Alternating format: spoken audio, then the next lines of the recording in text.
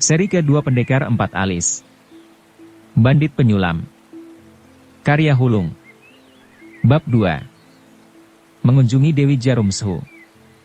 Lereng bukit.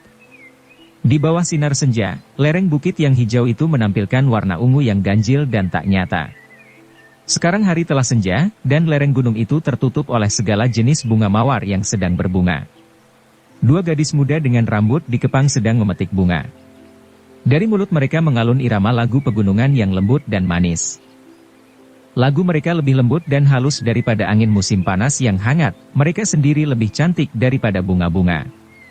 Waktu Lu Xiaofeng berjalan mendaki lereng bukit itu, lagu mereka tiba-tiba berhenti dan mereka berdua menatap Lu Xiaofeng dengan mata mereka yang besar dan terang. Untunglah Lu Xiaofeng telah biasa melihat wanita memandangnya, maka ia tidak menjadi malu tapi malah tersenyum. "Hei, apa yang kau lakukan di sini?" Gadis muda ini bermata besar dan memiliki beberapa bintik kecil di hidungnya, semua itu malah membuatnya tampak lebih manis dan menarik. "Bunga-bunga di sini begitu indah, tidak bolehkah aku melihat bunga-bunga ini?" Lu Xiaofeng menjawab, masih sambil tersenyum. "Tidak." Mata gadis berhidung bintik itu bertambah besar. "Tempat ini milik kami tidak menerima laki-laki." Gadis kecil seharusnya tidak cepat marah. Lu Xiaofeng menarik nafas. "Gadis-gadis seperti itu mungkin tak akan menemukan seorang suami. Itulah sebabnya aku tidak pernah bersikap ketus." Gadis satunya lagi berwajah bulat dan bila ia tersenyum maka dua buah lesung pipi muncul, membuatnya tampak manis dan lembut, persis seperti yang ia katakan. "Jika kau sangat menyukai bunga, bagaimana bila aku berikan 2 buah?" Ia terus tersenyum manis. "Bagus." Gadis berlesung pipi itu berjalan menghampiri dan, sambil tersenyum manis, memasukkan tangannya ke dalam keranjang bunganya. Yang ia keluarkan dari dalam keranjang itu bukanlah bunga, tapi gunting yang tiba-tiba ia tusukkan ke arah Lu Xiaofeng. Gerakan gadis yang manis dan lembut ini luar biasa cepatnya, kejam, dan keji. Bahkan Lu Xiaofeng pun tercengang. Untunglah ini bukan pertama kalinya seorang wanita berusaha menusuknya dengan gunting dan ia tampaknya memang telah menduganya. Sambil memutar tubuhnya dengan cepat, ia mundur sejauh 5 m atau lebih ke belakang. "Orang ini tampaknya hanya seorang sampah masyarakat, jangan biarkan dia kabur." Gadis berhidung bintik berseru. Sebuah gunting juga muncul di tangannya dan ia pun terjun ke arena pertarungan. Gerakan-gerakannya juga tidak lebih lambat sedikit pun. "Gunting digunakan untuk memotong bunga, sejak kapan digunakan untuk memotong orang?" Lu Xiaofeng bergurau. Ia menghindari beberapa serangan pertama, tapi serangan kedua gadis itu makin lama semakin keji. Ia berusaha keras untuk merenggut gunting itu dari tangan mereka, memiliki sebuah lubang besar di tubuhmu tentunya bukan sebuah gagasan yang lucu. Pada saat itulah seseorang tiba-tiba muncul di lereng bukit. "Jika kalian ingin memotongnya, cukup potong saja 2 kumis kecilnya itu, tapi kalian jangan memotong orangnya sampai mati." Sambil tersenyum, ia memberi perintah. Pakaiannya berwarna putih seperti salju, terbuat dari bahan yang ringan dan lembut. Ia berdiri dengan anggun dan ringan di atas puncak bukit, seolah-olah kapan saja ia bisa terbang terbawa oleh angin. Ia sedang memandang Lu Xiaofeng dengan sepasang mata yang dipenuhi oleh kehangatan dan kelembutan yang tak dapat diuraikan dengan kata-kata. Kedua gadis itu tiba-tiba berhenti dan berjumpalitan ke belakang, dan mendarat di hadapannya. "Nona kenal orang ini?" "Siapa orang ini? Kalian tak melihat kalau dia punya 4 alis mata?" "Lu Xiaofeng. Orang ini adalah Lu Xiaofeng." Kedua gadis itu mulai cekikikan tak terkendali ketika mengetahui hal tersebut. Tak heran tampangnya seperti seorang penjahat waktu ia tersenyum. Nona adalah seorang harimau betina, tapi siapa yang mengira kalau pelayan-pelayannya juga begitu keji. Lu Xiaofeng menarik nafas dan tersenyum sabar. "Jika aku lebih lamban sedikit, mungkin sudah ada 17 atau 18 buah lubang di tubuhku. Salah siapa kau lama sekali tidak datang ke sini untuk menemuiku?" Si nona menggigit bibirnya. "Aku pun sebenarnya tergoda untuk menusukkan 18 buah lubang ke tubuhmu. Tapi..." Ia tidak menyelesaikan kalimatnya, tapi wajahnya telah memerah, merah seperti matahari terbenam di pegunungan sana. Ternyata ia sangat pemalu. Lu Xiaofeng memandangnya, seperti terpesona. Wajah si nona semakin memerah. Kenapa kau memandangku? Tak mungkin sebatang bunga tumbuh di wajahku. Ia berkata dengan ringan. Gadis kecil yang begini sopan dan pemalu, siapa yang menduga kalau ia adalah Rusha Dingin, Su Bing. Di dunia persilatan, siapapun yang melihatnya tentu akan sakit kepalanya. Lu Xiaofeng menarik nafas lagi dan bergumam pada dirinya sendiri. Dunia yang aneh, bukan? Apakah kepalamu juga sakit bila melihatku? Su Bing bertanya. Tidak, kepalaku tidak. Lu Xiaofeng menarik nafas. Tapi jantungku berdebar 3 kali lebih cepat daripada biasanya. Orang ini mungkin memiliki sepasang mata penjahat, tapi mulutnya lebih manis daripada madu. Gadis berlesung pipi tertawa dan berbisik. Jika mulutnya tidak manis, bagaimana dia bisa membuat Nona memikirkannya setiap detik setiap harinya? Gadis yang satunya lagi balas berbisik. Kalian tidak tahu kapan waktunya diam? Siapa bilang aku selalu memikirkan bangsat tak berperasaan ini? Su Bing melirik dengan marah pada kedua gadis itu dan berkata, wajahnya pun memerah. Ia mencibirkan mulut tapi tersenyum, marah tetapi malu, tapi akibatnya matahari terbenam yang terang dan indah itu seperti kehilangan seluruh warnanya. Aku seharusnya datang dari dulu, kenapa aku menunggu sampai hari ini? Lu Xiaofeng kembali bergumam pada dirinya sendiri, dan menarik nafas. Aku tahu kenapa. Su Bing menjawab dengan anggun. Kau tahu? Kau melihatku dan melupakan yang lain, tapi waktu kau melihat yang lain, kau pun lupa sama sekali padaku. Su Bing menggigit bibirnya lagi. Kau adalah seorang laki-laki yang tidak memiliki perasaan sedikit pun. Jika aku tahu aku akan mendapat caci maki, mungkin seharusnya aku tidak datang. Lu Xiaofeng tersenyum dengan lembut dan sabar. Kau kira aku tidak bisa melihat pikiranmu? Jika kau tidak memiliki keperluan yang mendesak, maukah kau datang? Su Bing berkata dengan dingin. Aku memang memiliki sebuah keperluan yang mendesak, Lu Xiaofeng mengakui. Tapi bukan untukmu. Katakanlah, kau kesini untuk bertemu siapa? Su Bing memasang muka serius. Untuk menemui nyonya. Apa tujuanmu? Su Bing merasa aneh. Mengapa kau ingin bertemu ibuku? Ada sesuatu yang ingin kutanyakan padanya. Aku tak akan mengizinkanmu mengganggu ibuku. Jika kau punya pertanyaan, tanya saja padaku, itu sama saja. Tapi tak mungkin kau bisa membantu dalam hal ini. Apa itu? Sulam menyulam. Sulam menyulam? Kau ingin belajar menyulam? Sejak kapan kau menjadi penjahit? Su Bing semakin heran. Hanya penjahit yang boleh belajar menyulam? Bahkan jika kau membunuhku, aku masih tidak percaya bahwa kau benar-benar ingin belajar menjahit. Sekali lagi Lu Xiaofeng harus bersabar. Tapi benar-benar ada sesuatu yang ingin kutanyakan pada ibumu, bisakah kau bawa aku menemuinya? Aku masih keturunan, Dewi Jarum, Nyonya Su, ingat. Mengapa kau tidak bertanya padaku? Karena aku tahu kau tak pernah mau menyentuh jarum jahit sama sekali. Lu Xiaofeng menarik nafas. Dulu kau pernah bercerita padaku, sekali saja kau memegang jarum jahit, kau tentu akan tertidur. Kau masih ingat itu? Aku mengingat setiap kata yang pernah katakan padaku. Maka lebih baik kau segera membawaku ke tempat ibumu. Aku tidak mau. Kau mau apa? Su Bing tersenyum misterius. Nyonya Su tahun ini telah berusia 77 tahun, tapi tak seorang pun bisa yakin kalau ia berumur 77 tahun. Dalam ruangan yang tidak begitu terang, banyak orang yang tentu akan mengira kalau usianya tidak lebih dari 38 tahun. Tingkah laku dan gayanya selalu patut dan sempurna, matanya masih berkilauan dan jernih. Bahkan, bila ia melihat seorang laki-laki muda yang ia sukai, maka tatapan polos seorang gadis remaja masih bisa terlihat di matanya. Lu Xiaofeng kebetulan adalah seorang pemuda yang ia sukai. Lu Xiaofeng pun sangat menyukainya. Ia selalu berharap agar setiap wanita bisa secantik wanita ini saat seusianya, tentu dunia ini akan menjadi lebih indah daripada sebelumnya. Seharusnya kau lebih sering datang dan menemuiku, kau tahu. Nyonya Su tersenyum. Seorang wanita setua diriku bukan lagi merupakan bahaya bagi pemuda sepertimu. Paling tidak kau seharusnya tak takut kalau aku berusaha memaksamu menikahiku. Aku ingin datang lebih sering, tapi Su Bing tidak mengizinkan. Lu Xiaofeng sengaja menarik nafas secara berlebih-lebihan. Oh, tadi saja ia tidak mau membawaku ke sini menemuimu. Kenapa? Aku pun tak tahu kenapa. Lu Xiaofeng mengedip-ngedipkan matanya seperti orang tak berdosa. Aku rasa dia tentu cemburu. Nyonya Su tertawa lagi.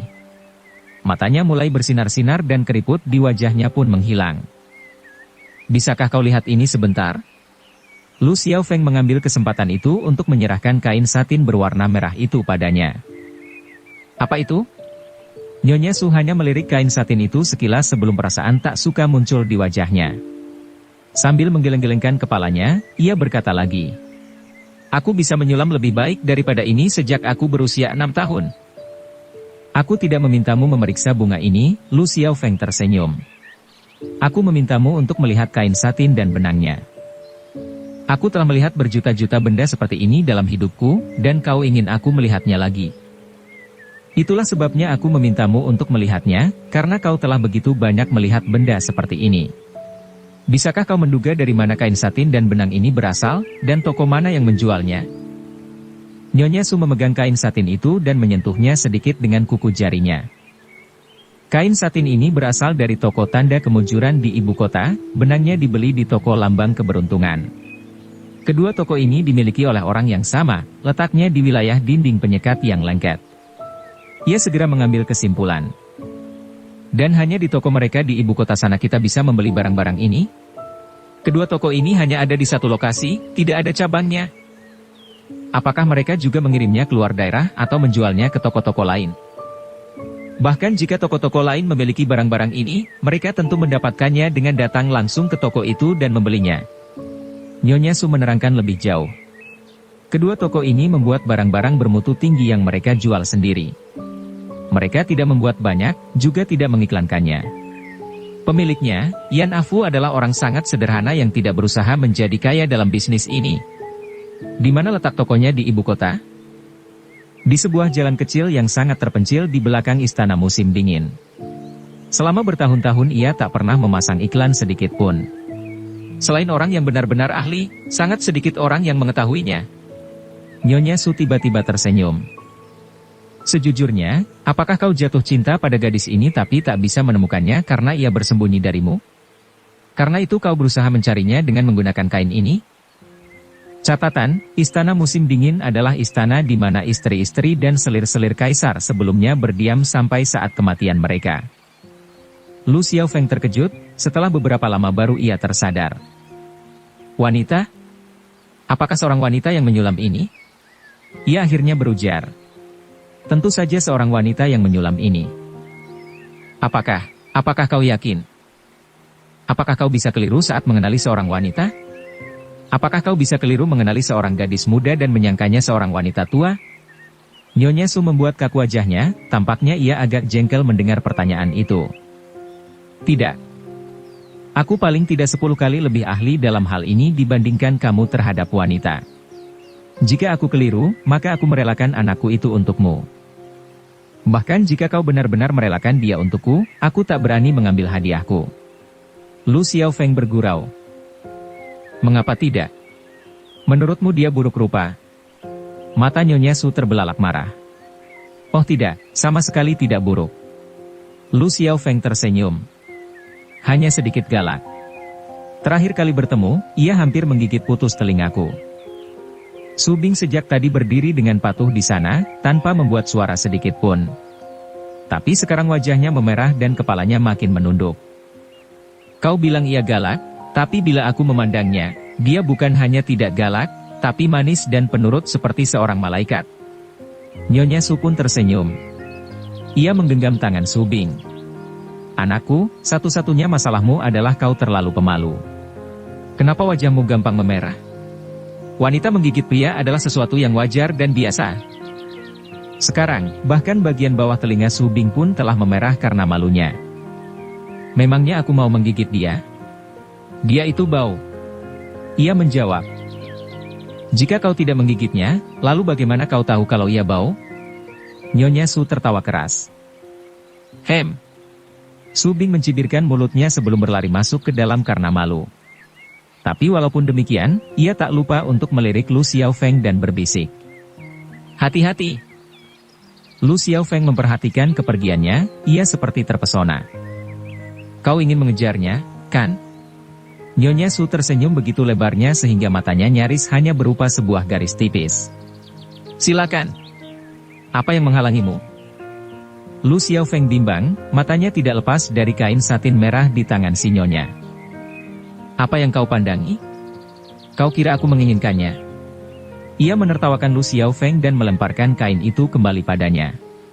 Jika ada dua helai, tentu aku bisa membuat sepasang sepatu untuk anak gadisku, tapi hanya ada satu. Apa yang akan kau buat? Lu Xiaofeng memotongnya sebelum ucapannya selesai. Sepatu, memangnya apa lagi? Ini adalah kain permukaan sebuah sepatu. Lu Xiaofeng kembali terkejut. Apakah itu sepasang sepatu merah? Ia bergumam. Tentu saja sepatu merah. Nyonya Su tertawa dan menggeleng-gelengkan kepalanya dengan heran. Bagaimana kau bisa membuat sepatu hitam dari kain merah? Tampaknya kau begitu cerdas, sejak kapan kau berubah jadi orang tolol? Baru saja, Lu Xiaofeng menarik nafas, karena ketakutan pada sesuatu. Apa yang kau takuti? Aku takut kalau dia menunggu di luar pintu untuk menggigitku. Ia benar-benar digigit ketika ia berjalan keluar dari ruangan itu. Su Bing benar-benar menunggunya di luar, dan gigitan itu cukup menyakitkan. Aku benar-benar peramal yang hebat. Aku terlalu pintar meramalkan sesuatu. Lu Xiaofeng tertawa letih, menggosok-gosok telinganya dengan keras. Salahmu sendiri kenapa tadi mempermalukanku. Dan kenapa pula kau katakan bahwa aku tidak mau membawamu ke sini? Ia menatap Lu Xiaofeng dengan marah dan mencela. Jika bukan karena aku, bagaimana kau bisa berada di sini? Kau beruntung aku tidak menggigit kupingmu itu sampai buntung. Lu Xiaofeng hanya bisa menutup mulutnya. Bila seorang gadis selalu mencari keributan denganmu, laki-laki yang cerdas tentu akan menutup mulutnya rapat-rapat. Tiba-tiba, Su Bing merenggut kain satin merah itu dari tangannya. Katakan padaku, siapa yang menyulamkan ini untukmu? Kenapa kau memperlakukannya seperti sebuah harta yang tak ternilai? Karena kain itu memang sebuah harta yang tak ternilai. Harta tak ternilai apanya? Su Bing mendengus. Bagiku harganya bahkan tidak sampai setael. Kali ini kau keliru. Kain ini paling tidak bernilai sama dengan 18 untayan intan, ditambah dengan 800.000 tael perak, dan 9.000 potong daun emas. Kau gila. Su Bing menatapnya dengan perasaan terkejut. Tidak. Jika tidak, kenapa kau membuat dusta yang tidak masuk akal begitu? Lu Xiaofeng menarik nafas. Ia tahu, walaupun ia tidak memberitahu gadis ini sekarang, cepat atau lambat ia tentu akan tahu sendiri. Maka ia memutuskan lebih baik memberitahunya sendiri sekarang. Su Bing mendengarkan ceritanya sambil membisu, matanya mulai bersinar-sinar. Selain dari benda kecil ini, tidak ada petunjuk lain. Ia bertanya setelah Lu Xiaofeng selesai bercerita. Tidak. Dan itulah sebabnya kau bermaksud pergi ke ibu kota dan mengunjungi toko tanda kemujuran untuk menyelidiki kapan mereka menjual kain ini dan pada siapa? Apakah aku benar? Aku hanya berharap akhir-akhir ini tidak banyak kain satin merah yang terjual. Toko dan pembuat bahan pakaian biasanya mempunyai catatan jual beli paling tidak untuk masa setahun ke belakang. Su Bing mengedip-ngedipkan matanya dan berkata, itulah sebabnya aku harus pergi sekarang juga. Bagus, kita akan berangkat besok. Kita? Lu Xiaofeng tampak terkejut. Kita? Dan, kita, ini termasuk kamu? Tentu saja. Jika, kita, ini termasuk kamu, maka itu tidak termasuk aku. Lu Xiaofeng berkata apa adanya. Kau tidak ingin membawaku ke sana? Su Bing menatapnya dengan tajam. Tidak. Su Bing menatapnya beberapa lama sebelum matanya tiba-tiba berputar-putar sedikit. Waktu ibuku tadi mengatakan sesuatu tentang sepatu merah, kau tampak terkejut. Apakah kau pernah melihat seseorang yang memakai sepatu merah? Banyak orang yang memakai sepatu merah. Tapi di antara mereka ada orang-orang yang istimewa. Seperti, contohnya, ada orang yang seharusnya tidak memakai sepatu merah, tapi masih juga memakai sepasang sepatu merah. Ekspresi wajah Lu Xiaofeng pun berubah. Ia masih tidak melupakan kalau Kaisar Raja Wali Emas yang palsu itu, setelah mati pun, masih mencengkeram sebuah sepatu merah di tangannya. Apakah kau tahu mengapa orang-orang ini mengenakan sepatu merah? Su Bing bertanya dengan santai. Melihat ekspresi di wajah Lu Xiaofeng, ia tahu kalau ucapannya telah mengena. Tidak. Apakah kau tahu siapa orang-orang yang mengenakan sepatu merah ini? Kau tahu rahasia macam apa yang dimiliki sepatu merah ini? Tidak. Nah, aku tahu. Lu Xiaofeng menarik nafas dalam-dalam, jantungnya mulai berpacu lagi. Rahasia sepatu merah ini benar-benar menggugah hatinya. Tapi ia tidak bertanya. Karena ia tahu walaupun ia bertanya sekarang, Su Bing tak akan mau menjawabnya. Kau ingin tahu rahasia ini? Su Bing bertanya dengan santai, sambil meliriknya dari sudut matanya sekarang. Ya. Kalau begitu, kau mau membawaku ke ibu kota? Ya. Lu Xiaofeng tersenyum kesal. Sangat mau. Lu Xiaofeng benar-benar tidak suka naik kereta kuda. Ia lebih suka naik kuda, atau bahkan berjalan kaki. Tapi saat ini ia sedang duduk di dalam sebuah kereta, karena Su Bing menyukainya. Su Bing merupakan seorang gadis yang bertingkah laku sangat baik dan pemalu, dalam artian ia tidak pernah berjalan dengan langkah-langkah kaki yang besar. Paling tidak ia suka berpura-pura seperti itu. Untunglah kereta itu sangat stabil, karena jalan pun sangat mulus. Jalan raya menuju ibu kota memang sangat bagus. Duduk di dalam kereta, Lu Xiaofeng mengurut-urut dagunya, karena dagunya terasa sangat sakit. Tiba-tiba ia menyadari bahwa akhir-akhir ini ia tampaknya terlalu sering tersenyum sabar dan lelah, begitu seringnya sehingga dagunya pun menjadi sakit. Su Bing duduk di seberangnya, menghadapnya, memandangnya, matanya kembali dipenuhi oleh kelembutan dan kegembiraan yang tak mampu diuraikan oleh orang lain. Bisakah kau beritahu rahasia itu sekarang padaku? Lu Xiaofeng tak bisa menahan dirinya lagi. Rahasia? Rahasia apa? Su Bing secara menakjubkan bersikap seolah-olah ia sama sekali telah lupa tentang persoalan itu. Rahasia sepatu merah itu tentu saja, memangnya apa lagi? Oh, rahasia itu. Sekarang belum waktunya mengungkapkan rahasia itu? Kapan waktunya tiba untuk mengungkapkannya? Bila aku sedang bahagia, dan sekarang aku tidak begitu bahagia. Mengapa kau tidak bahagia? Tidak seorang pun yang akan merasa bahagia bila ada seorang tolol besar duduk di seberangnya. Siapa orang tolol itu? Kau. Lu Xiaofeng tiba-tiba menyadari bahwa ia sedang tertawa sabar lagi. Jadi siapakah aku ini? Seorang bangsat tak berperasaan? Atau seorang tolol besar? Keduanya. Su Bing tertawa kecil dengan santai. Karena jika kau bukan seorang bangsat tak berperasaan, maka tak mungkin kau akan memperlakukan aku dengan demikian buruk. Dan jika kau bukan seorang tolol besar, kau tak akan membuang-buang waktu dengan pergi ke ibu kota? Kenapa aku menjadi tolol kalau pergi ke ibu kota? Lu Xiaofeng merasa bingung. Coba katakan, apa rencanamu setelah tiba di sana? Kau tahu persis apa yang hendak kulakukan?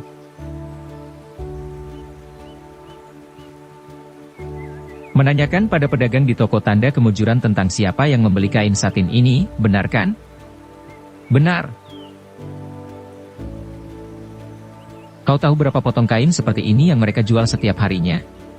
Bahkan, seandainya mereka mengingat semua detail penjualannya, apakah kau bermaksud menyelidiki semua pembelinya? Tapi tidak mungkin ada orang sebanyak itu yang hanya membeli kain satin merah dan benang hitam.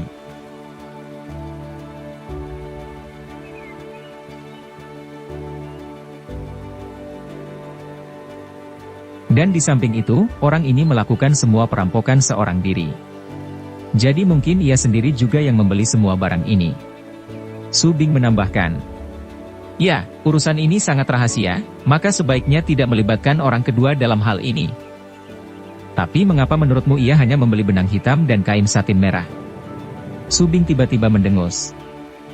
Karena ia hanya menggunakan dua macam barang ini. Dan itulah sebabnya ia hanya membeli dua macam barang ini dan barang lainnya tidak. Apakah ada aturan yang melarangnya membeli barang lain? Tapi ia hanya menggunakan dua macam barang ini. Dan karena ia tidak menggunakannya, ia tidak mungkin membelinya.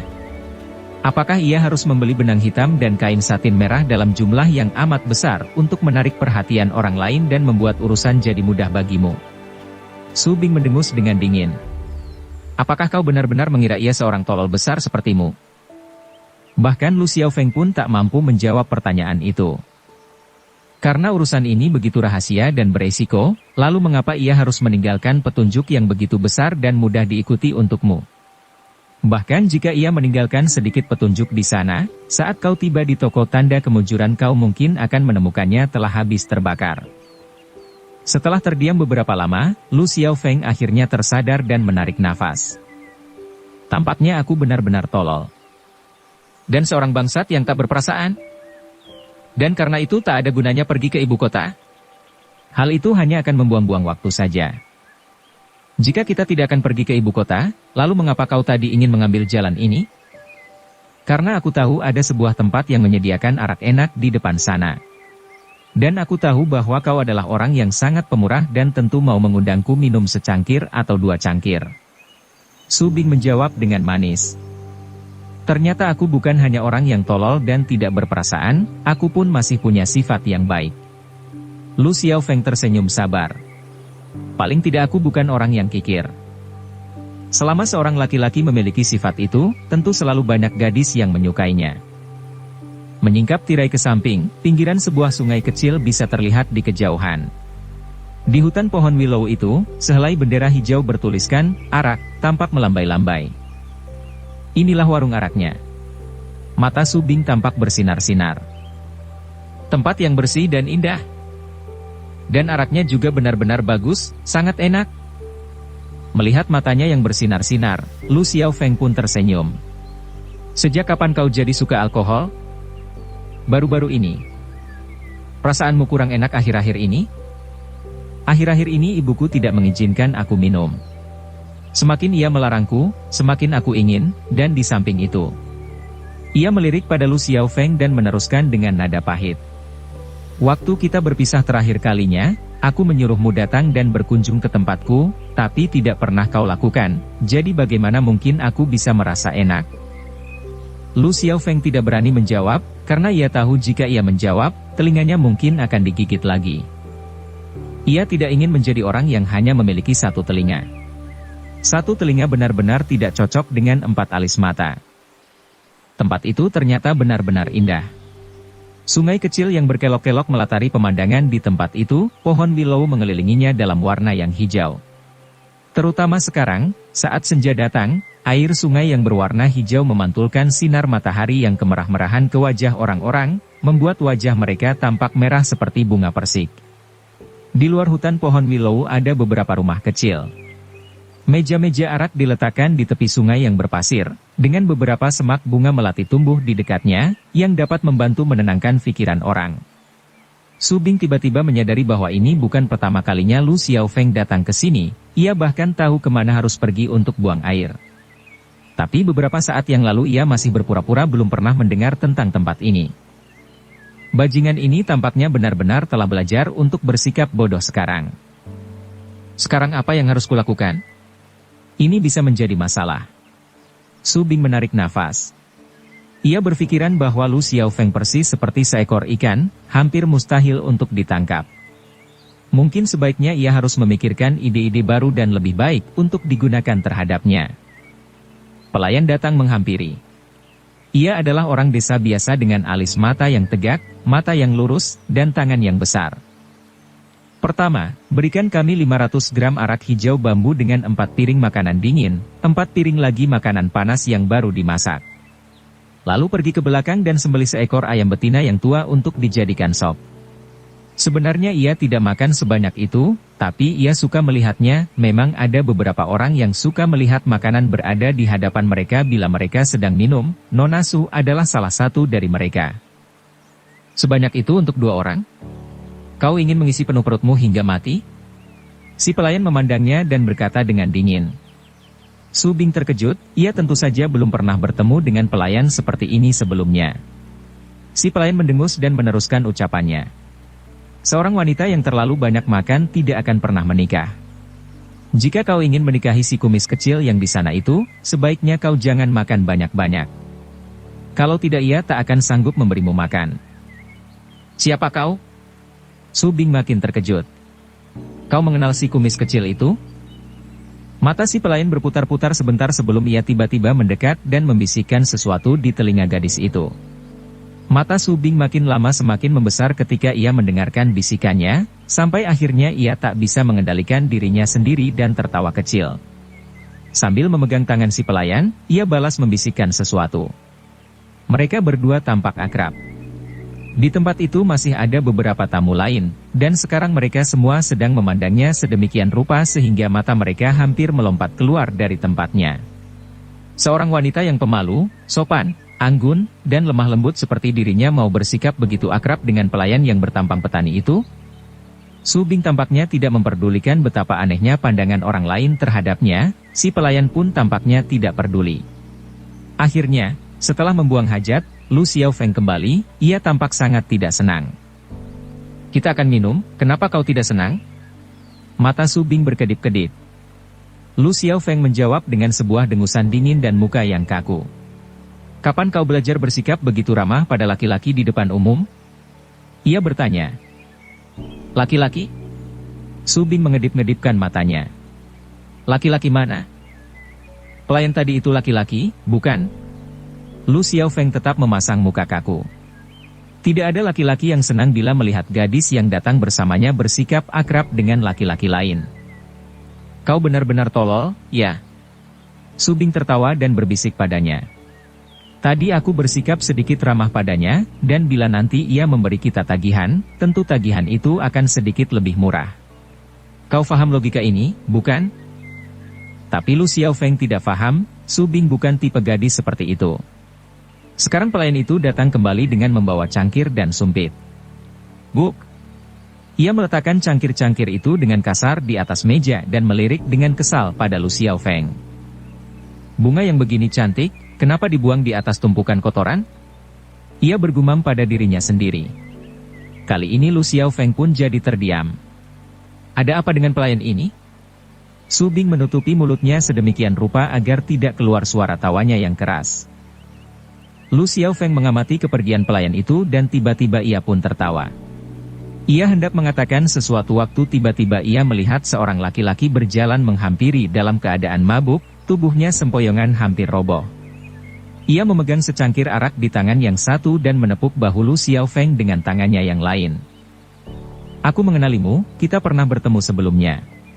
Ia berkata, dengan sebuah senyuman dungu di wajahnya. Lu Xiaofeng hanya bisa tersenyum. Ia memang pernah bertemu dengan orang ini, di jamuan pesta seseorang beberapa waktu yang lalu. Ia masih ingat bahwa namanya Sun Song, ia juga cukup terkenal di dunia persilatan. Waktu itu, seperti saat ini, ia dalam keadaan sangat mabuk sehingga lidahnya pun membengkak. Lu Xiaofeng memiliki dua buah prinsip. Ia tidak akan mengganggu orang-orang yang tidak mabuk di saat ia sendiri sedang mabuk, dan bila ia tidak mabuk maka ia pun tidak akan mengganggu orang yang sedang mabuk. Tapi Sun Song ingin mengganggunya, sampai-sampai orang ini pun sekarang duduk di hadapannya. Aku masih ingat kumismu ini, tapi aku tidak ingat namamu. Mungkin memang sebaiknya ia tidak ingat. Tapi Lu Xiaofeng tentu saja tidak berkata demikian padanya. Sun Song tiba-tiba memalingkan kepalanya dan memandang Su Bing.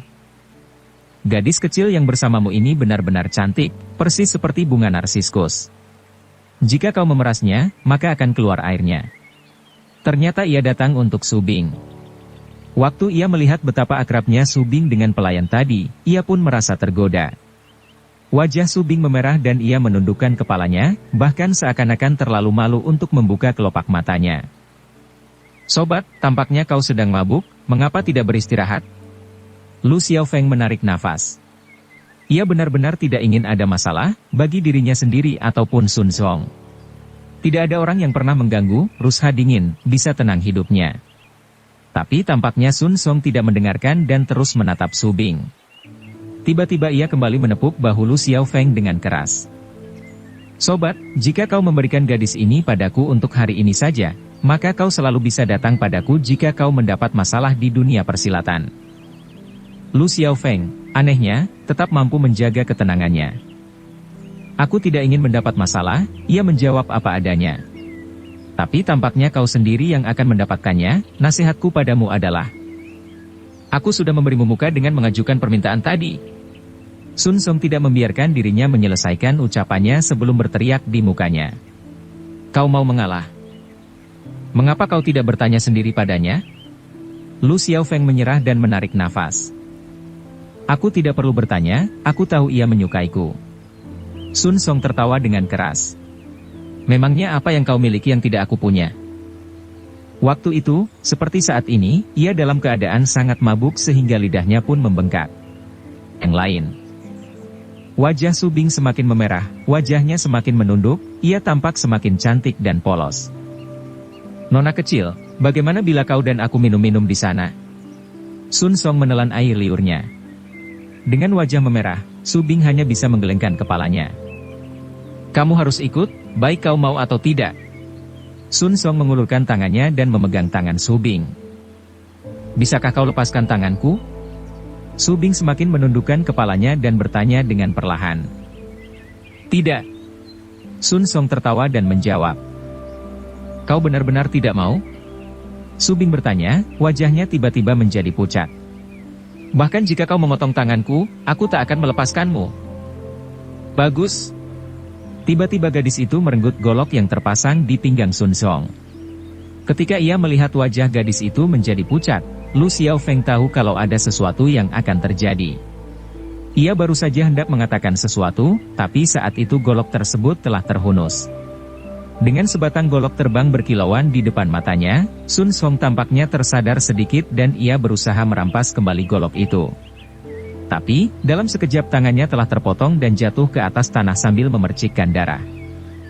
Bola matanya tiba-tiba terbeliak dan matanya melotot ketika ia menatap tangannya yang buntung dan kembali memandang pada Su Bing. Tampaknya ia tidak bisa mempercayai apa yang baru saja terjadi.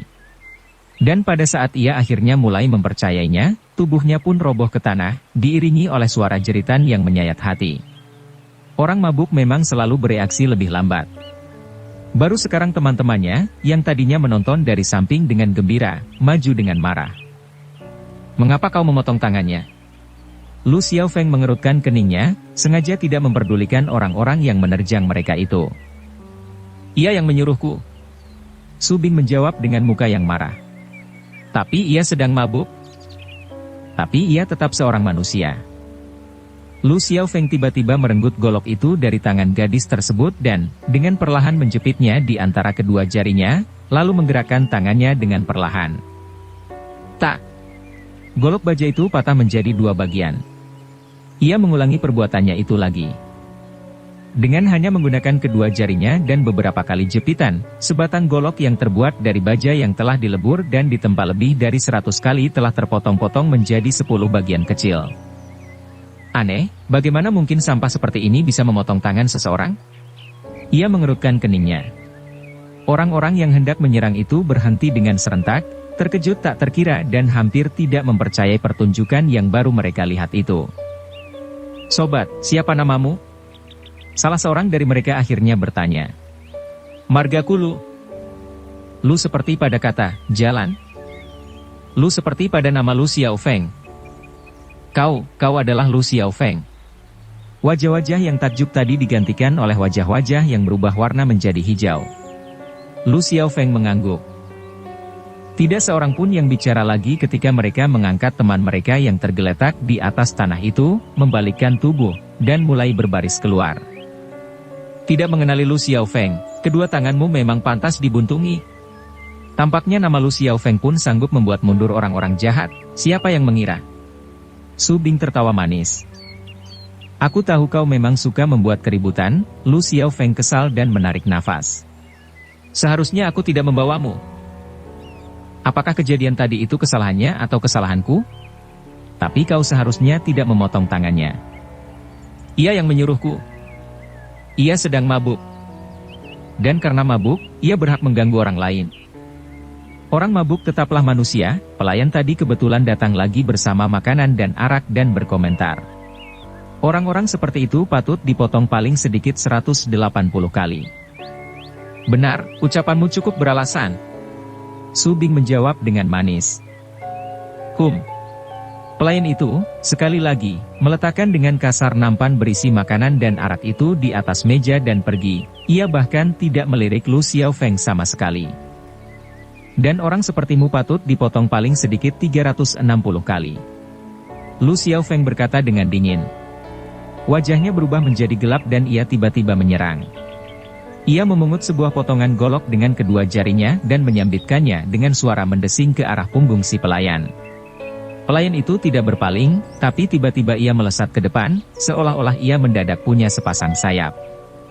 Bagaimana mungkin seorang pelayan warung arak memiliki kungfu yang demikian hebat? Aku tahu kau bukan orang baik-baik, ternyata kau seorang penjahat yang bisa terbang. Lu Xiaofeng mendengus. Ia mengibaskan tangannya dan sebilah potongan golok kembali melesat seperti kilat ke arah pinggang si pelayan. Pelayan itu sedang berada di udara tanpa ada sesuatu di sekitarnya yang bisa digunakan untuk menghindar atau membelokkan arah serangan itu. Serangan Lu Xiaofeng benar-benar sangat cepat, tampaknya ia tidak mungkin bisa lolos lagi. Kau benar-benar akan membunuhnya? Su Bing bertanya. Jangan khawatir, ia tak akan mati. Lu Xiaofeng menjawab dengan dingin. Sebelum ia menyelesaikan jawaban itu, si pelayan telah bersalto 3 kali di udara, menangkap potongan golok itu, dan mendarat dengan perlahan di atas tanah. Su Bing menatapnya, lalu menatap Lu Xiaofeng, dan tersenyum cerah. Jadi kau telah tahu siapa dia? Aku hanya tahu kalau ia adalah penjahat. Lu Xiaofeng memasang wajah serius. Jika aku penjahat, lalu kau apa? Si pelayan tiba-tiba tertawa. Bapaknya penjahat? Pelayan itu tidak pergi dan mengambilkan makanan lagi, tapi malah duduk. Sayangnya kau tidak melakukan pelanggaran hukum, yang bisa kau lakukan hanyalah menggali beberapa ekor cacing tanah. Menggali cacing? Su Bing mengedip-ngedipkan matanya. Oh, kau tidak tahu? Si pelayan tertawa. Ia tidak terlalu ahli dalam melakukan hal-hal lain, tapi sangat ahli dalam mencari cacing. Dalam 10 hari ia telah menggali 680 ekor cacing untukku. Untuk apa kau membutuhkan semua cacing itu? Su Bing ingin tahu. Aku tidak butuh 1 ekor pun, aku hanya suka menonton dia menggali cacing. Su Bing tertawa. Pernahkah kau melihat dia menggali cacing? Belum.